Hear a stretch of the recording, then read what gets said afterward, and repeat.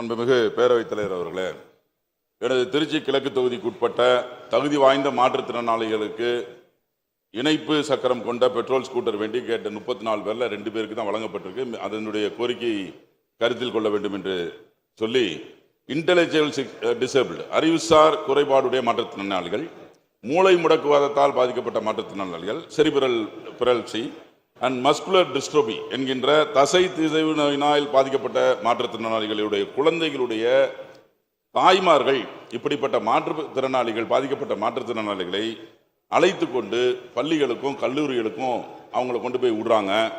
அவங்க திருப்பி கொண்டு வந்து விடுறாங்க. அந்த மாதிரியான சூழ்நிலை இருக்கிறது. அந்த மாதிரியான தாய்மார்களுக்கு இணைப்பு பக்கவாட்டு கொண்ட இருக்கை கொண்ட பெட்ரோல் மற்றும் பேட்டரியால் இயங்கப்படுகின்ற அந்த ஸ்கூட்டர் வழங்கினால் அவர்களை பள்ளிக்கு கொண்டு செல்வதற்கு எதுவாக இருக்கும். அதே போல அந்த மாற்றுத்திறனாளி 75% பாதிப்புடைய மாற்றுத்திறனாளிகளுடைய தாய்மார்களுக்கு தான் இப்போ நம்ம தையல் மிஷின் கொடுக்குறோம். அந்த பெர்சன்டேஜை, அதாவது 75ங்கிறத பெர்சன்டேஜை குறைச்சி ஒரு 50-60 ஏதாவது குறைச்சிங்கன்னா இன்னும் அவங்க, ஏன்னா இந்த பிள்ளைகளை வைத்து கொண்டு அவங்கள மட்டும்தான் பார்க்கக்கூடிய ஒரு சூழ்நிலையே இருக்குது.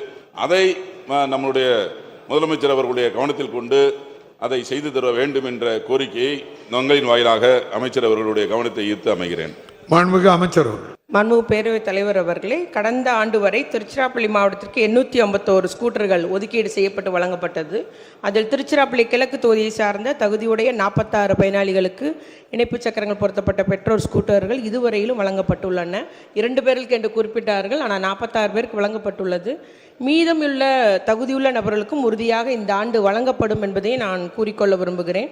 அதுபோல் நம்முடைய புற உலக சிந்தனையற்றவர்கள், அதாவது ஆட்டிசம், தசை சிதைவு நோயால் பாதிக்கப்பட்டவர்கள், மஸ்குலர் டிஸ்ட்ராபி, அதுபோல் நம்முடைய மனவளர்ச்சி குன்றிய பிள்ளைங்கள், மென்டலி ரிட்டர்டர், அந்த பிள்ளைகளுடைய தகப்பனாருக்கும் பெற்றோர்களுக்கும் வழங்க வேண்டும் என்று கூறியுள்ளார்கள்.